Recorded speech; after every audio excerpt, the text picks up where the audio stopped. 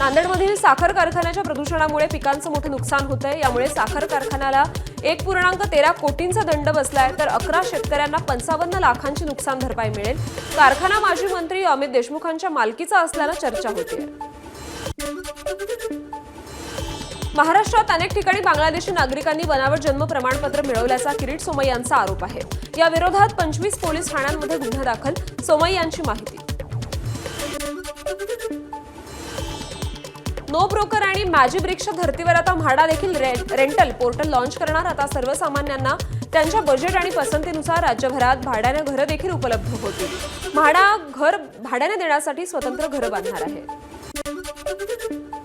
मुंबईच्या लालबाग गणेश गल्ली परिसरात असणाऱ्या 15 इमारती धोकादायक असल्याचं घोषित करण्यात आलंय।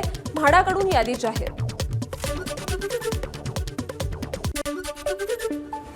मेट्रो 3 मध्ये अखेर वोडाफोनचं नेटवर्क उपलब्ध करण्यात आले। भुयारी मेट्रो प्रवासादरम्यान नेटवर्क मिळत नसल्यानं प्रवाशांमध्ये नाराजी होती। मुंबईला पाणी पुरवठा करणाऱ्या तलावांमध्ये फक्त 18% पाणीसाठा शिल्लक आहे। मुंबईकरांना पुढील 60 दिवस पाणी पुरवठा होईल, इतकाच पाणीसाठा यात शिल्लक आहे। अखंड महाराष्ट्राचं कुलदैवत असलेल्या जेजुरीच्या खंडेरायाच्या गाभाऱ्यात आंब्यांची आरास।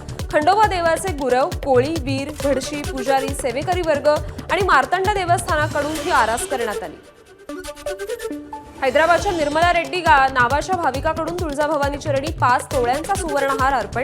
मंदिर संस्थानकडून देवीची प्रतिमा देत रेड्डींचा सत्कार। जामा मशीद आणि हरिहर मंदिर प्रकरणावर उद्या सुनावणी होणार आहे। अलाहाबाद हायकोर्ट उद्या देणार निर्णय।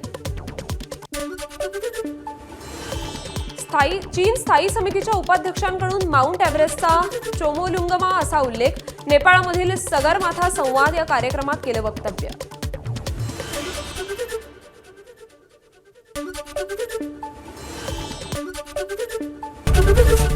एबीपी माझा, उघडा डोळे बघा नीट।